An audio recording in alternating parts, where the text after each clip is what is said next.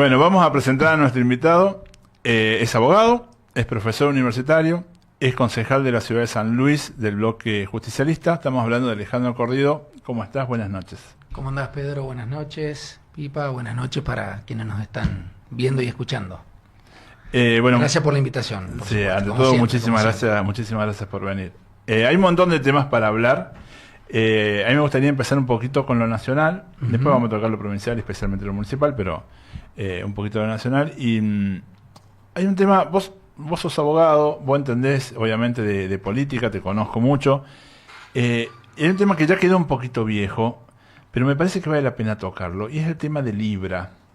De esta, bueno, algunos dicen que fue una estafa del presidente, otros defienden que no, que fue un acto, no sé, privado y que hizo una recomendación paga o algo parecido, y que él no, como si fuera un spot, él no certificaba bajo ningún aspecto la inversión.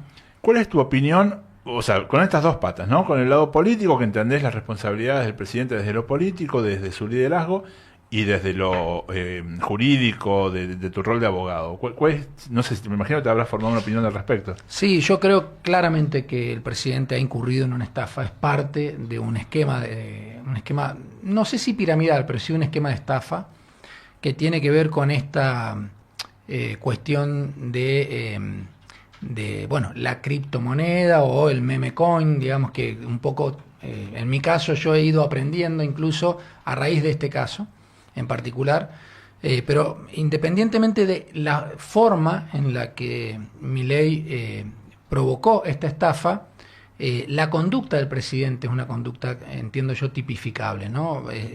Recordemos, Pedro, que además hay denuncias formuladas en el país y en diferentes países en diferentes países, ¿no? En el extranjero, Estados Unidos, España, en diferentes partes del mundo.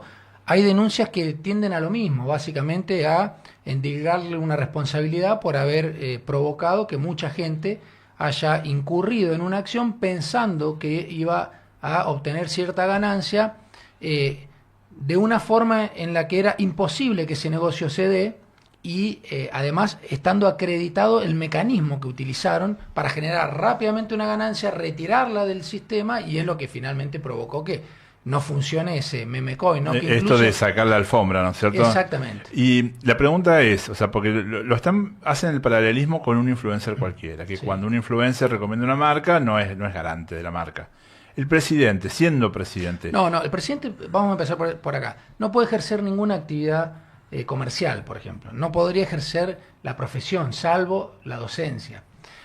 En el caso de Milei, además, en particular, tiene un recorrido previo a su, diría yo, incluso a su carrera política, justamente como un promotor de este tipo de mecanismos financieros.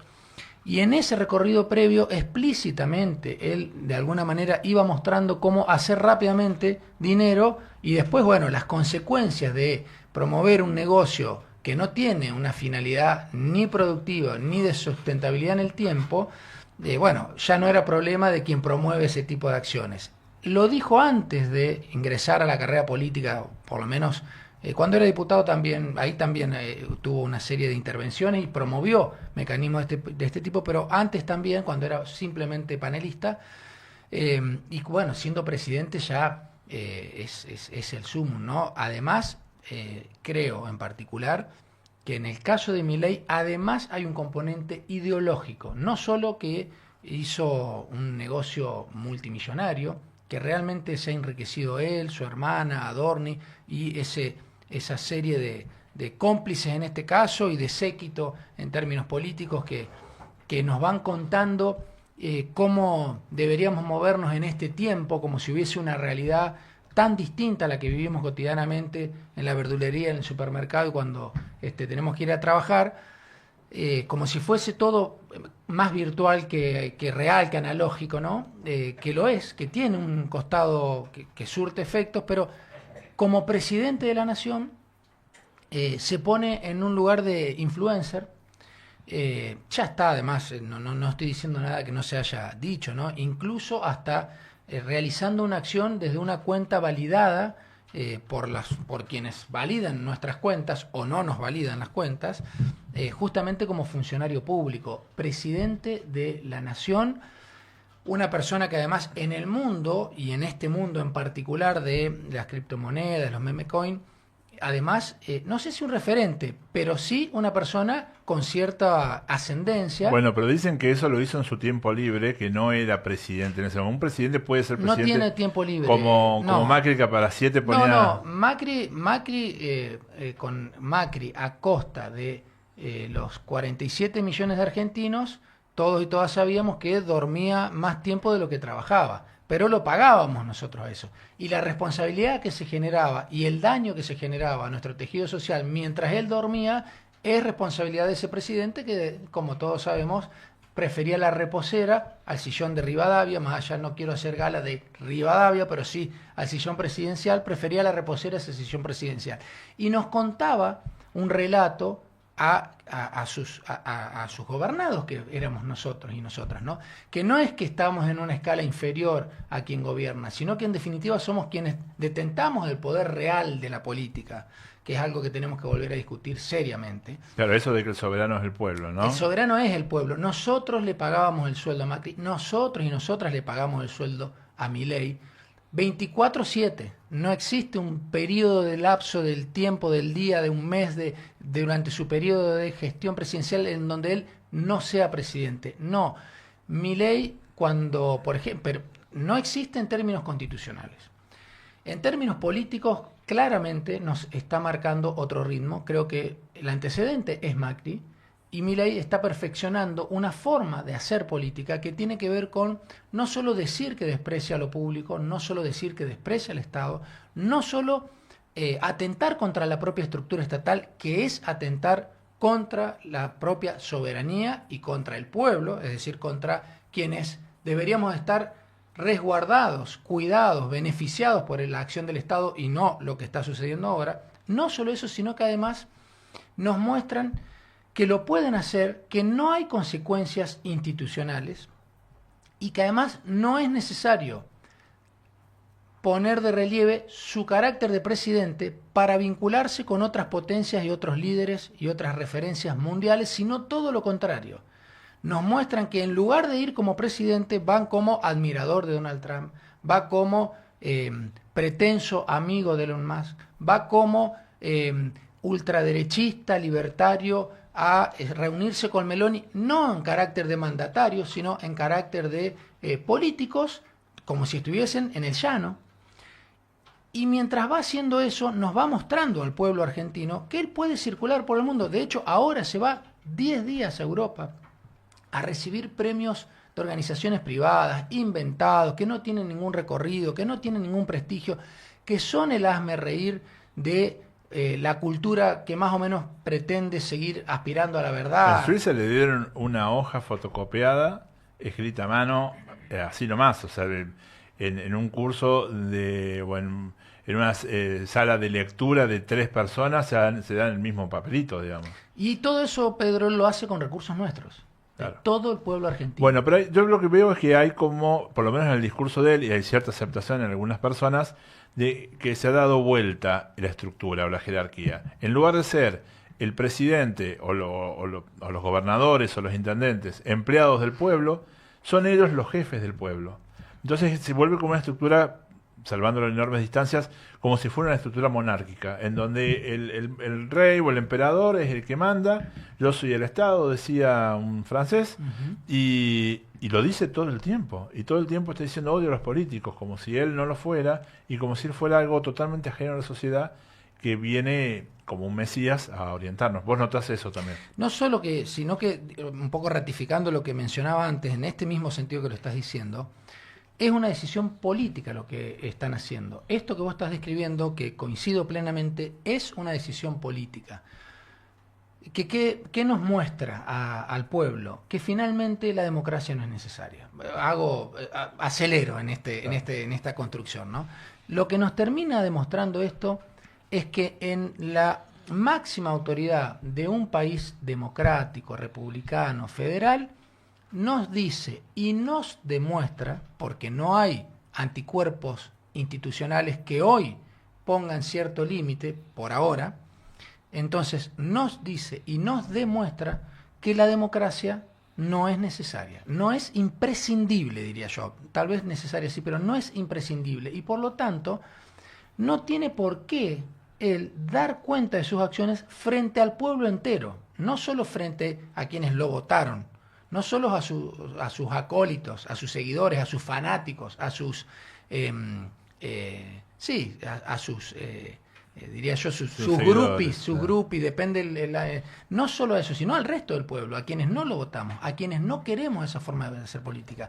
Milei debe darnos explicaciones, Milei debe contarnos por qué está desarmando la estructura del Estado que sirve para garantizar derechos, que sirve para que vivamos en comunidad, que sirve para que podamos aspirar a vivir dignamente todas las personas que transitamos, que estamos en el suelo argentino, ¿no? Que ya lo dijeron nuestros padres fundadores en adelante. Todos quienes deseamos habitar el suelo argentino deberíamos poder aspirar a desarrollarnos en dignidad. Este presidente nos está diciendo que no solo que eso no va a suceder, sino que eso no tiene por qué ser una aspiración de un Estado, por lo menos no de un Estado que él conduzca. Todo lo contrario, nos dice que si vos no tenés trabajo y no querés someterte a las reglas que te puedan llevar incluso literalmente a la esclavitud, bueno, podés elegir morirte de hambre. Y nos lo dice. Entonces, ese es el presidente de un país que no es un país democrático. No, además lo dice literalmente, ni siquiera con metáforas. No, lo dice literalmente.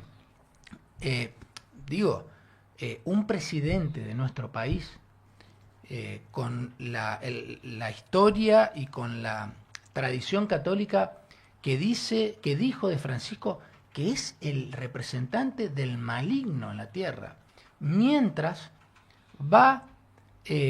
se reúne las veces que sea necesario, realiza gestos de entrega de soberanía no solo a Estados Unidos, sino también a Netanyahu en Israel, quien está cometiendo un genocidio televisado 24/7 también.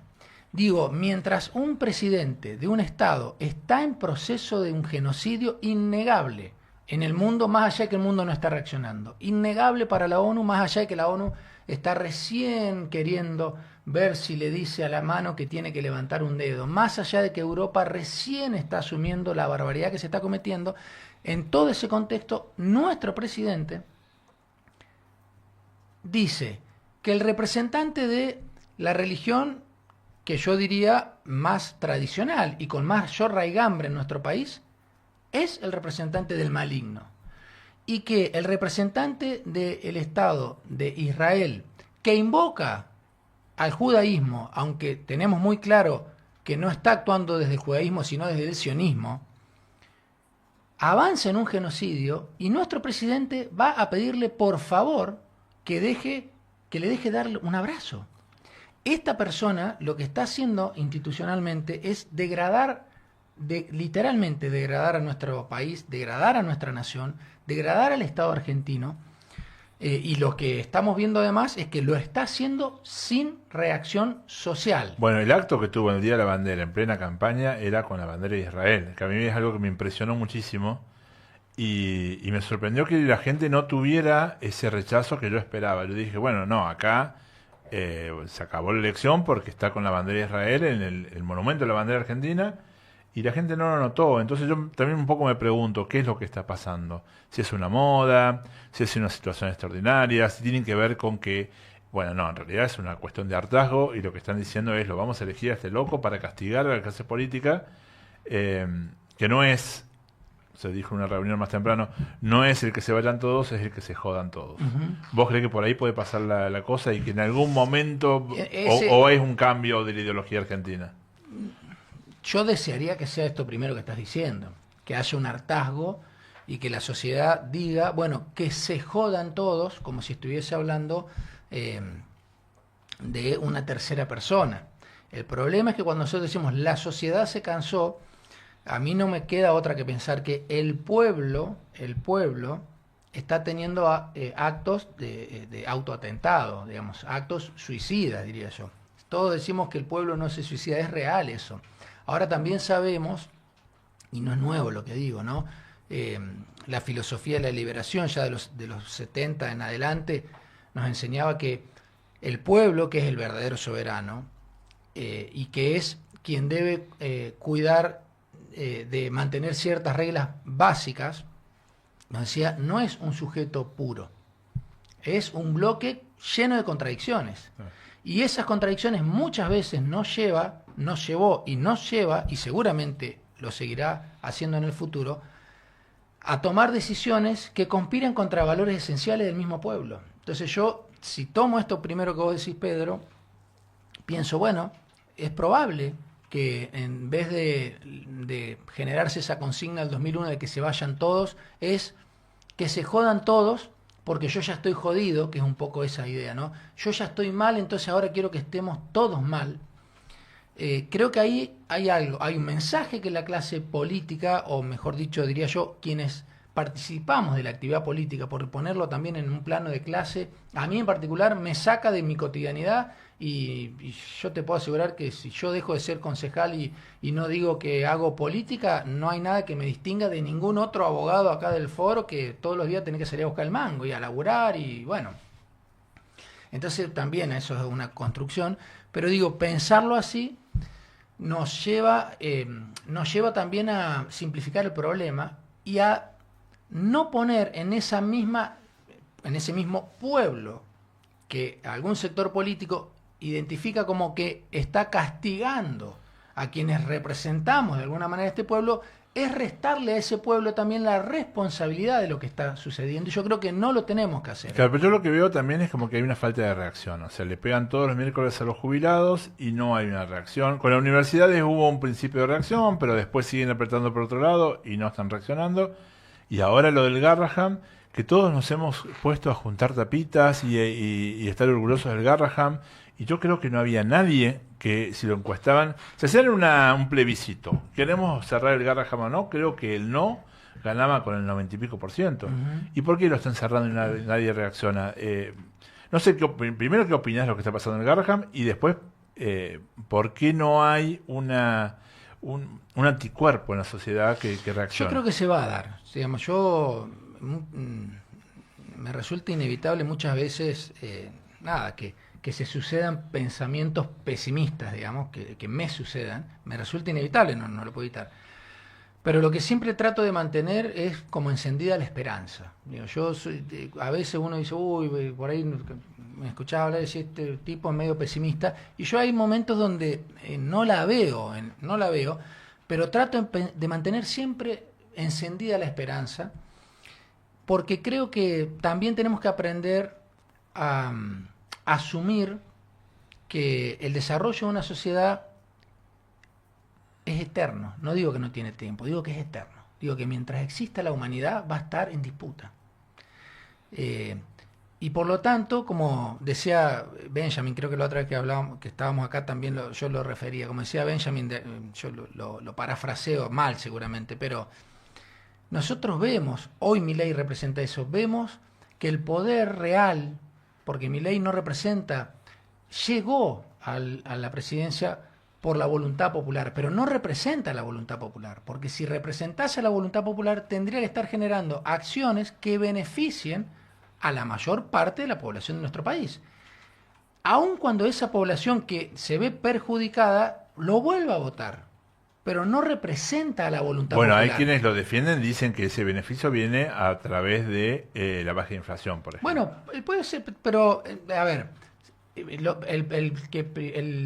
quien primero sabe que lo que está haciendo es un modelo que ya fracasó y por lo tanto el destino de esto es el fracaso, es Milei y Caputo. Son los que primero saben esto. Ayer o hoy, Caputo acaba de emitir bonos por 1.000 millones de pesos. Igual que hicieron en la época de Menem. Armada la bicicleta financiera para 3 amigos de él, se van a meter 1.000 millones de dólares, se van a llevar al cabo de 2 o 3 años, por año, un 30% de ganancia, nos van a dejar toda esa deuda y un día van a desaparecer. Lo saben, porque están haciendo eso. Milei no está generando institucionalidad, no está generando inclusión en ningún aspecto, no está generando ninguna libertad, ninguna. No hay ninguna acción del gobierno de Milei que represente una libertad ni para el individuo ni para el pueblo como colectivo. No lo hay, aunque nos diga que ahora somos libres de morirnos. Pero eso está bien. Yo sé que Milei nos habla infantilizándonos. Eso está claro también. Eso es un otro mecanismo con el que Milei se dirige a la gente a la misma gente a la que lo vota. Por eso yo no tengo duda que más temprano que tarde el efecto Milei se va a mostrar tal cual es. Y mi preocupación real es que eso va a implicar un mayor desencanto del que ya tiene hoy el pueblo hacia la política en general como idea, hacia el Estado en particular como ese sujeto que tiene que resolvernos los problemas. Sí, el Estado tiene que hacer todo lo necesario para resolvernos los problemas que tienen que ver con vivir dignamente o vivir de manera indigna. Problemas que tienen que ver con asumir que vivimos en una comunidad y que no puede ser que la acumulación de riqueza, la generación de dinero y el individualismo extremo esté por arriba de la dignidad humana, esté por arriba de la protección del Garrahan. Eso es inconcebible para una comunidad que quiera vivir como comunidad. Hoy tenemos este gobierno, yo volviendo un poquito para no irme al Garrahan, creo que el Garrahan está haciendo una reacción. Creo que el miércoles que viene vamos a ver un movimiento muy importante a nivel social. Tengo una sospecha que no me gustaría confirmarla, que eso no va a cambiar un resultado electoral como se está proyectando para octubre. Yo creo que en estas próximas elecciones, si todo sigue así y si Milei sigue garantizando el ingreso de fondos para la bicicleta financiera y para el lavado de dinero de las actividades más atroces del planeta, tráfico de droga, tráfico de armas, tráfico de personas, porque Milei está armando ese Estado. Ese Estado es el que Milei, en eso está transformando a Argentina Milei. Entonces, mientras él desarrolle esas actividades que le representen ingreso de dinero, aunque con ese dinero vengan efectivamente ya no solo los cárteles de droga a traficar, sino que ya vengan a instalarse definitivamente a nuestro país, como ya sucede, como sucede en Rosario, como sucede en algunos sectores del norte de nuestro país. Cuando eso ya se consolide, que no es que va a ser dentro de 20 años, no. Probablemente sea en este mismo gobierno de Milei. Cuando eso empiece a generar la conflictividad social, va a tener que empezar a dar otra respuesta, porque ya la sociedad no se va a contentar con decir no hay inflación.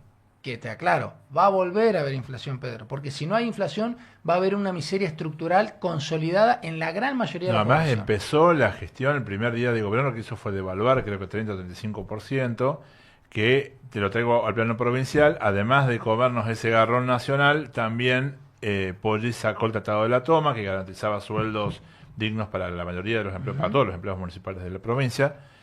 Y como metió de golpe y porrazo, con un plumazo de un decreto, un buen porcentaje de la población en la pobreza o en la indigencia, salió con el plan PANE, porque bueno, los chicos tienen que comer, y como no queremos que coman en la casa, por lo menos que coman en la escuela. Y encima, metiéndose con ellos con esto de las intoxicaciones, y bueno, con la respuesta del intendente, que fue tristísima, que dijo que bromatología estaba solamente para atender a aquellos que se hubiesen dado de alta como local gastronómico. Después, si vos vendés en la calle o si le das a los chicos en la escuela comida en mal estado, no es problema de él, es problema de otra persona.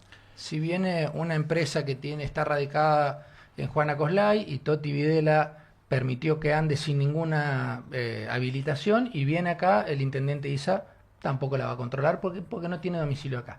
Es una barbaridad eso que vos estás contando, Pedro, es una barbaridad que dijo el intendente, que es una barbaridad que entre otras cosas se está ventilando también en una causa penal que tuvo origen en denuncia que hicieron madres de niños y niñas intoxicadas, que es la que más se está moviendo, a diferencia de lo que uno esperaría, que uno diría, bueno, el propio gobernador dijo apenas se destapó este escándalo, que al principio se creía que era solamente un problema de ineficiencia y de mala gestión en la distribución de comida, y después ya entramos a ver que en realidad eso era una consecuencia de negociados, en definitiva, que es lo que ahora se está investigando en otra causa penal.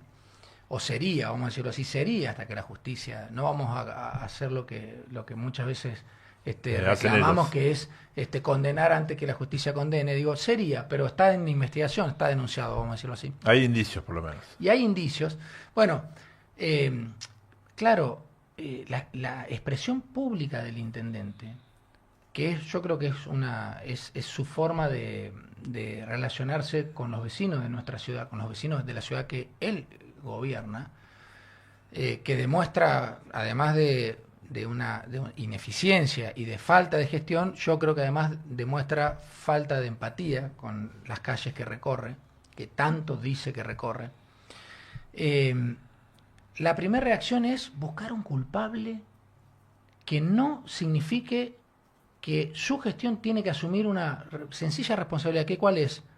Tenés un área de bromatología que tiene que controlar, que está obligada a controlar, y no controló. ¿Cómo será el funcionario a cargo? No está designado el funcionario, y por no estar designado es Piñeira, que tiene otras funciones. Que no tiene solamente. otras funciones, pero como no está, o por lo menos no estaba hasta hace un tiempo el funcionario de bromatología, jerárquicamente asume él esa ¿No función. meritaría que ante este escándalo nombrar un funcionario que se ocupe específicamente de bromatología? Mínimamente, pero ni siquiera como reacción al escándalo público. Yo digo, como gestión, mínimamente, si así como vamos a decir, tal vez de verdad lo intentó el gobernador con nombrarla a Gallardo. Supongamos que lo quiso hacer por eso y no por la elección que se avecinaba, y que bueno, hoy nos estaría confirmando que es por eso, porque terminó la elección y... Sí, porque Gallardo en definitiva, lo dijimos en el programa pasado, se sacó 2 fotos y no hizo más nada. Y hoy termina su gestión de alguna manera colgando la responsabilidad de que coman o no los chicos y las chicas en las escuelas en las propias familias, ¿no? Que también es toda otra cuestión para analizar, pero podemos abrir todo, pero no me quiero ir del intendente en un punto.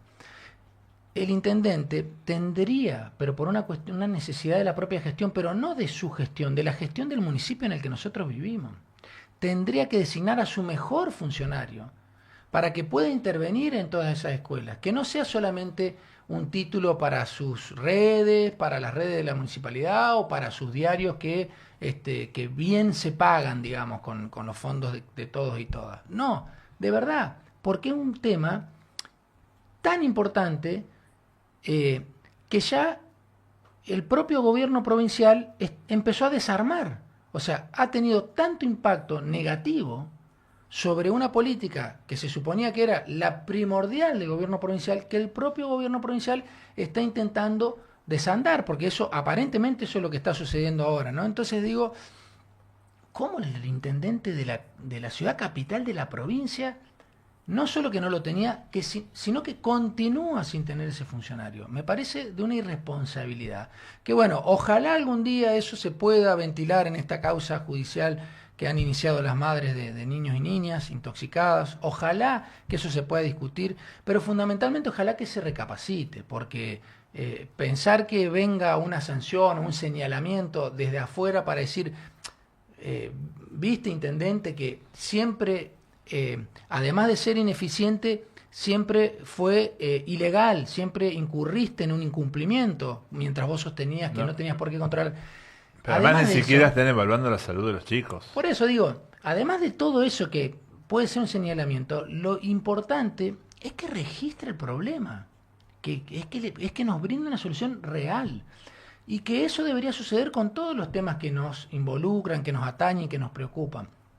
No vamos a pretender, creo que nadie pretende de ninguna persona que gestiona cualquier nivel de gobierno, que resuelva absolutamente la cuadratura del círculo y todos los problemas que existen en la sociedad. No, pero sí que se tenga una conducta que sea realmente empática, que se tenga una conducta que acuse recibo de los problemas que se plantean, que pueden ser problemas de vieja data y que por algún motivo vuelven a aparecer, que pueden ser problemas estructurales que se vienen sosteniendo o que pueden ser problemas nuevos. Lo principal es que se acuse recibo de eso y se decida trabajar, y en este caso en particular además, en mi caso, yo lo que digo, lo deseable sería que además convoque a todas las fuerzas políticas, sociales, a lo que conocemos como las fuerzas vivas de la sociedad, que convoquen a la sociedad misma a abocarnos a los problemas que tenemos. Acaba de fallecer otra persona en esta ciudad, ¿no? Por el frío, acaba de fallecer otra persona. ¿Qué vamos a esperar para tomar alguna decisión? Que muera otra persona más. Es la tercera en un año y medio. Bueno, pero la reacción al final terminó siendo organizaciones vivas, como decís vos, de la sociedad que están juntando frazadas, que están buscando cómo asistir a esta gente, y el Estado municipal o el Estado provincial totalmente ausente. Bueno, ahí lo vinculo con lo del Garrahan. Finalmente, siempre a pesar de las personas que ocupamos cargos públicos, y a pesar de esas contradicciones en las que muchas veces entramos como sociedad, creo que tarde o temprano, siempre al final, la sociedad de alguna manera rescata un rasgo de humanismo y se pone a laburar, pone las manos en el barro.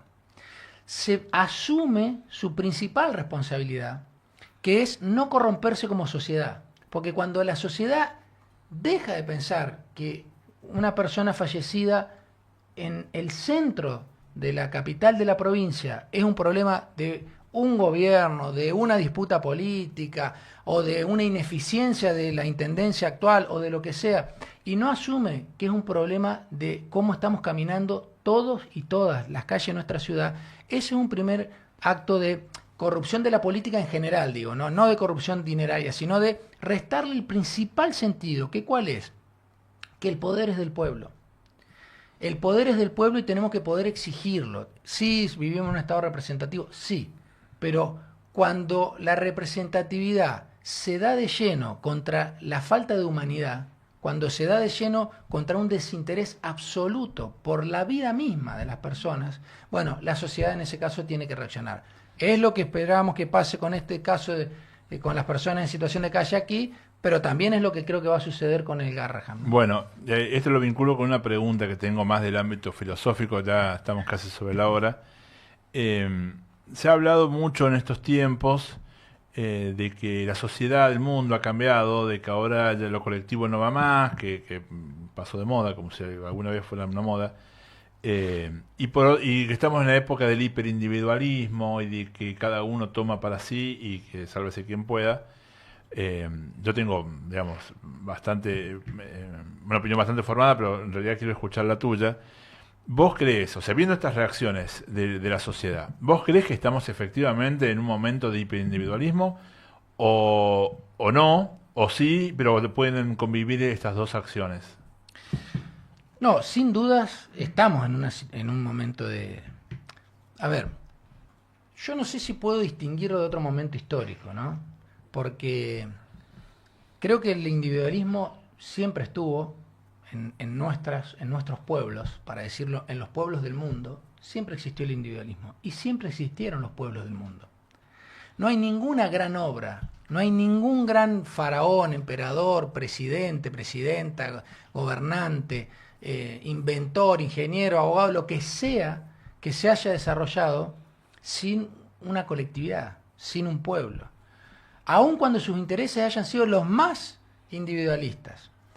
El sistema capitalista es eso. El sistema capitalista promueve todo el tiempo, diría yo, 28 horas, 40 minutos por día, promueve que la única forma de vivir en este planeta, por ahora, solo en este planeta, hasta que podamos conquistar otros planetas, es una forma individualista y de acumulación ilimitada, literalmente ilimitada. Eso es el capitalismo. No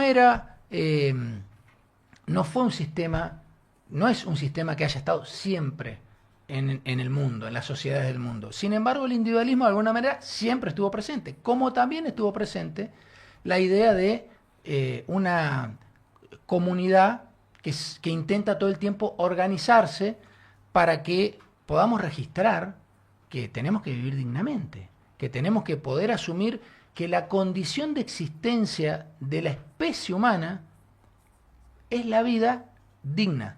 No solo la vida, sino la vida digna. Y en esto, digo, no tengo duda que estamos en una situación de hiperindividualismo. Pero también se acaba de morir Francisco,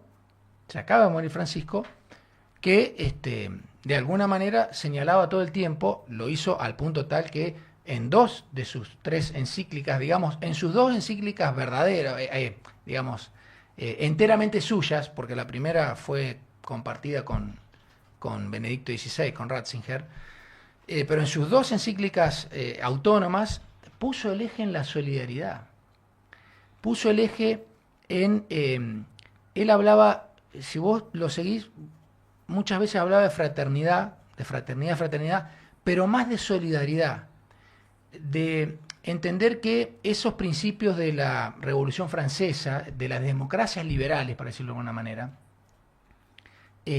tenemos necesariamente que reeditarlos. Entonces que cuando hablamos de, acá también vinculo, y no es casual creo, ¿no? Francisco lo decía en términos por ahí más, en un lenguaje más católico, pero si vos ves si vos vas a Enrique Dussel, fue contemporáneo con Francisco, fue contemporáneo también con Mauricio López, fueron compañeros, digamos, de ese movimiento, de la filosofía de la liberación.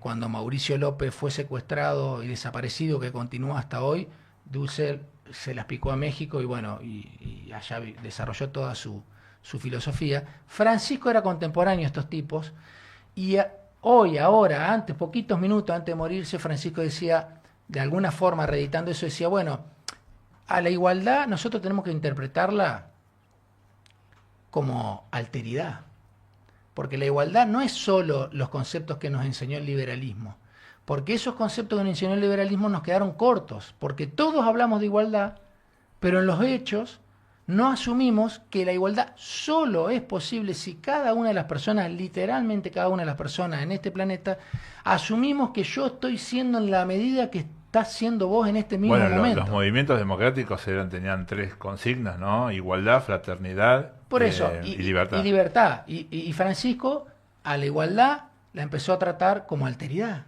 Claro. Es decir... Bueno, pero no hay ninguna religión en el mundo que no promueva la solidaridad, o por lo menos en términos ascéticos, la armonía, que también significa solidaridad. Sí, y Francisco, fíjate que decía, a la fraternidad la tenemos que empezar a concebir como solidaridad, porque es mucho más, la solidaridad es mucho más que la fraternidad. Y a la libertad tenemos que empezar a concebirla como liberación, que también es mucho más, porque es una acción permanente, digamos. Y en eso, también atendiendo a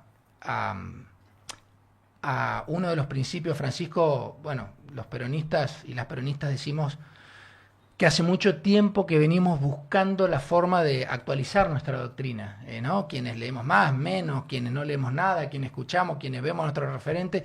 Siempre cuando hablamos de peronismo decimos, bueno, y siempre actualmente acá en San Luis hablamos de las banderas del peronismo acorde a las necesidades de este tiempo, ¿no? Algo así es la expresión. Una patria libre, justa y soberana, actualizada a los tiempos. Actualizada a los desafíos de los tiempos. Desafíos de los tiempos. Esa actualizada a los desafíos de los tiempos, dicho de otra manera, es la actualización doctrinaria para nosotros y nosotras, ¿no? Bueno, y nos costaba mucho, ¿no? Yo pensaba, hasta que Francisco también agarró el micrófono un día y dijo, miren, hay 4 principios que son elementales para la política global. Y uno de esos principios es que el todo es superior a la parte y a la suma, y a la suma de las partes. Entonces acá vengo a la pregunta originaria. Sí estamos viviendo en un mundo hiperindividualista. Y eso a mí me genera mucho pesimismo.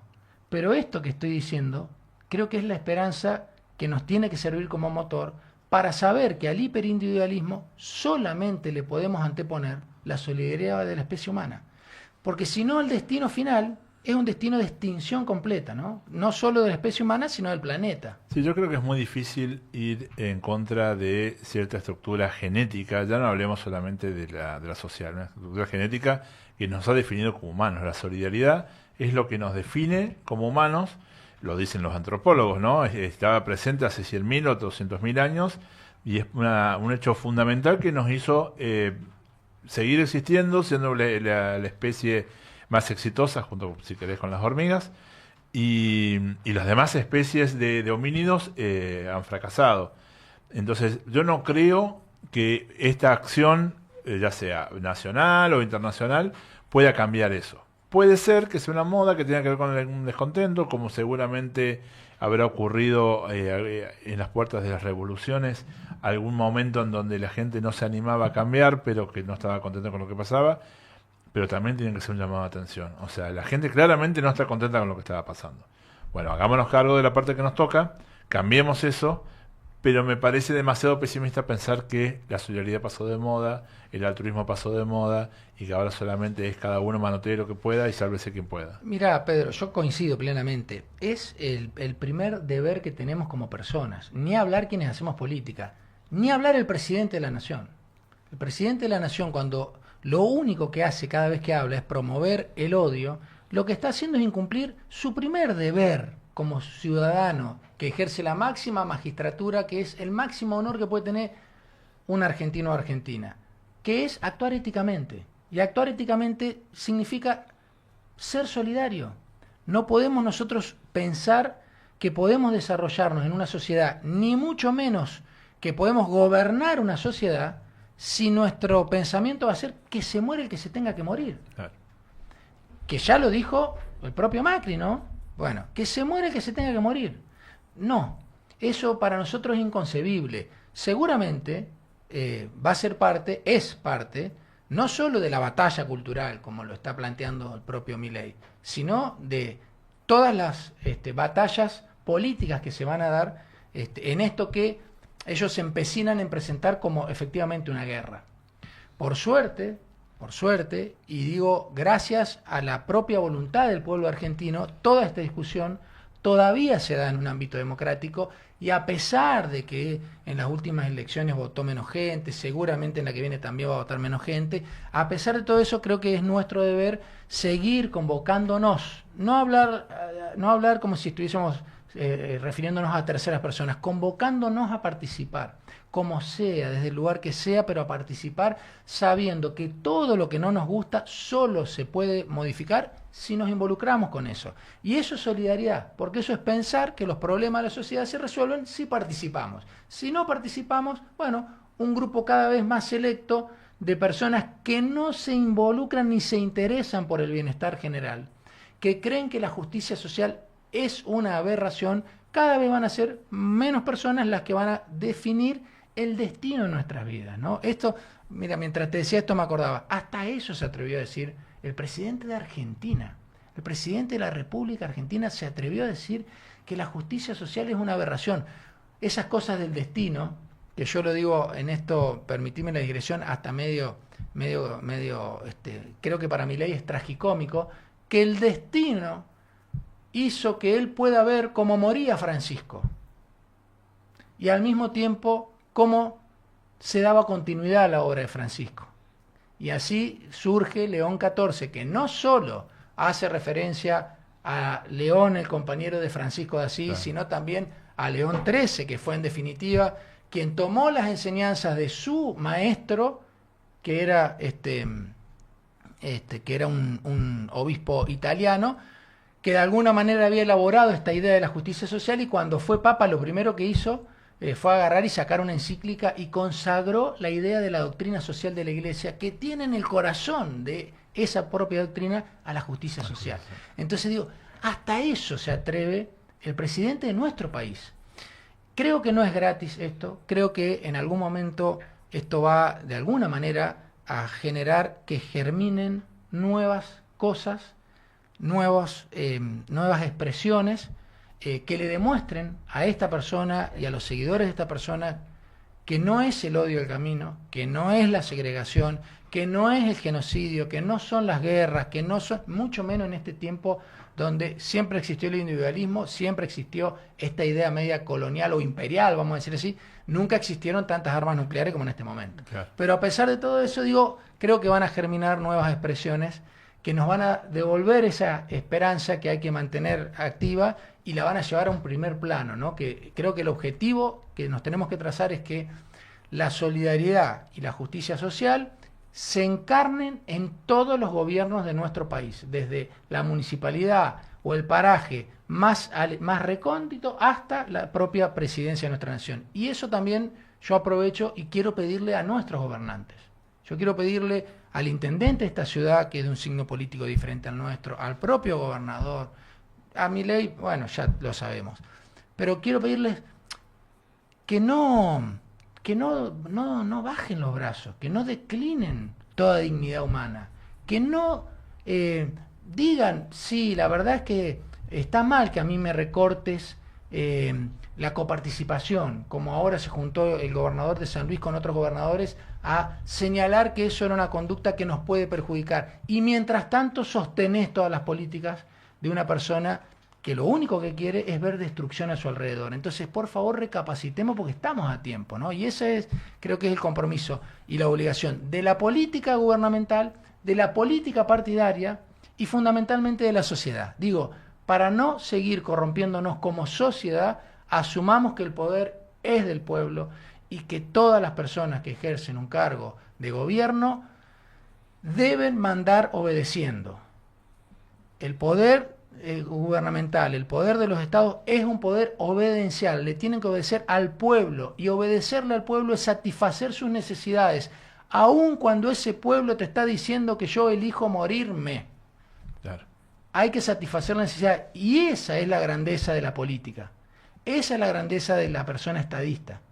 No decir, bueno, si el pueblo a mí me elige, porque el pueblo que eligió para que surja Hitler fue un pueblo que eligió democráticamente. Bueno, la grandeza de la política, de quienes hoy conducen los destinos de la política, y sobre todo los estados de nuestro país, es interpretar en el buen sentido eso que al inicio vos decías, Pedro, de, bueno, ahora que sufran todos. Efectivamente, es un llamado de atención muy duro, al punto tal que se ponen en juego las propias libertades reales, la propia dignidad. Cada uno de ese 70% que votó un proyecto como el de Milei y que sostiene a los gobiernos locales, que sostienen a ese gobierno nacional, esas personas que en definitiva van en contra de sus propios intereses básicos, elementales, lo hacen con la esperanza de que todo cambie para mejor, no lo hacen con el deseo de sufrir eternamente. Claro.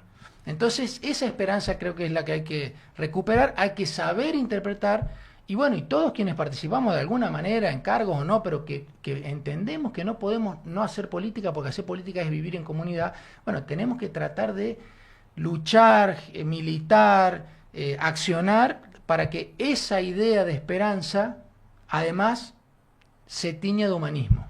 Además, se funda en un abrazo de solidaridad. Bueno, muchísimas gracias por venir, ya nos pasamos de hora. Nos pasamos, perdón, siempre. No, está muy bien, ha sido muy interesante y la gente lo va a poder ver después en YouTube On Demand. Bueno, muchísimas gracias. A vos, Pedro. Te despido, muchísimas gracias, Pipa, por todo. Muchísimas gracias, Pedro. Bueno, y muchísimas gracias a todos ustedes. Hay un montón de gente que todavía nos está viendo, algunos ya se fueron, pero yo sé que después vuelven. Yo me y lo quedé, ven. se fueron, pero yo me quedé con ganas de hacer una pregunta. ¿Querés hacer una pregunta? Sí, yo creo que Sí, quien después... dice 10 minutos dice 15 minutos. Sí, dale, Pipa. Yo quería agarrar un poquito de lo que habías dicho del individualismo, de que la gente tenía que participar más o que invitaba a gente a participar más. Cuando hablaba del individualismo, toda la gente un poco se mira el pupo a sí mismo y cuando intenta no hacerlo, pasa lo de Ricardo Darín, tratan de cambiar el foco en lo importante. Como, bueno, miremos acá para no mirar lo importante que es el Garraham. De repente sacan lo de lo voluntario del servicio militar. Todo el tiempo tratan de cambiar el foco para no mirar lo importante. En este momento es lo del Garraham junto con otras cosas. El otro día veíamos una investigación en Son de Paz en donde la gente, más del 50%, reconocía que había un hostigamiento, una persecución política hacia actores, artistas, periodistas. Pero no, a la hora de hacer algo, porque lo vemos en las elecciones, no hay una... O sea... No se correspondía. Exactamente. Reconocemos que pasa algo, reconocemos que está mal, pero no hacemos nada para cambiarlo. Uh-huh. Te reto a, en un minuto, para no extendernos mucho, preguntarte por qué crees o hasta dónde crees que van a seguir siendo espectadores y no intervenir. Bueno, porque acá creo que tenemos que tomar lo que nos propone Milei para discutir en la arena pública y tenemos que entrar de lleno en la batalla cultural. Y tenemos que decirle a todos esos compañeros y compañeras que asumen esto que vos decías, Pipa, pero que al momento de accionar no materializan lo que supuestamente piensan, tenemos que empezar a señalar que estamos frente a un problema ético. Tenemos que volver a la ética, tenemos que volver de alguna manera a la aspiración de vivir en la verdad. Pero no lo digo como algo absolutamente inalcanzable, sino es muy simple. Si yo no puedo actuar éticamente en mi propia vida, si yo creo que se está haciendo mal algo, pero por otro motivo, por un motivo que es inferior, que no podría determinar mi voluntad, yo actúo en contra de lo que creo que debo actuar, lo que estoy haciendo es dejarle ese mundo a mi hijo, a mi esposa, a mi viejo, a mi abuela, a los abuelos que los cagan a palazos todos los miércoles y no pasa nada. Entonces, por eso digo, la batalla cultural que propone Milei, nosotros la tenemos que levantar, tenemos que enfrentarla, no importa si estamos 10-1. Como dice el apotegma, todo enemigo se ve más grande si uno está arrodillado. Bueno, tenemos que pararnos, seamos los que seamos, y tenemos que hacer una convocatoria a discutir la ética en la que queremos vivir, desde dónde nosotros nos queremos relacionar. Por eso hoy hablamos mucho de solidaridad, desde dónde nos queremos relacionar. ¿Es más importante el signo político que yo me puedo tatuar en la cara, en el rostro entero, que lo que pienso, siento y digo y hago? ¿Es más importante una expresión ideológica que lo que puedo aportar a una sociedad? Puede ser que, para cerrar una idea y para ser además autorreferente, porque creo además que en el Consejo Deliberante de la Ciudad de San Luis han logrado desmantelarlo absolutamente. Puede ser que en el Consejo Deliberante la representación más plural, entre comillas, y democrática de la capital de la provincia de San Luis no se pueda discutir de política simplemente porque de este lado somos peronistas y del otro lado ni siquiera se animan a decirnos cuál es su representación política. Puede ser esa la diferencia que anule la política, la discusión política y la generación de herramientas para las políticas públicas que necesitan. No puede ser eso. Entonces lo que creo que no tenemos que hacer es bajar los brazos. Por eso digo, a pesar de todo el pesimismo que puede representar esto que vos decís, seguir manteniendo en alto la llamita de la esperanza, que finalmente es la que va a hacer que se sumen llamitas y el fuego sagrado vuelva a nuestra sociedad. Déjame contestarte cortito. Alguien lo dijo, no sé, probablemente lo saqué de una película, de un cómic, pero me gusta la frase, y es, el problema no son los malos que actúan, sino los buenos que los dejan. Y eso es un llamado a la acción personal, o sea, lo que está pasando, lo malo que pasa, es también una responsabilidad de cada uno de los demás por su omisión, por no hacer nada para evitarlo. No necesariamente uno tiene que ser el héroe que se pone adelante y recibe las balas, pero por lo menos el rechazo social, por lo menos la acción, por lo menos el acompañamiento y la contención de aquellos que están sufriendo culpas de los que hacen mal. Y el juntarse, ¿no? Para terminar en este tiempo que está de moda el Eternauta. Efectivamente, claro. Saber que el único héroe en este lío, diría el indio, es el héroe colectivo. El héroe colectivo. Nadie se salva solo.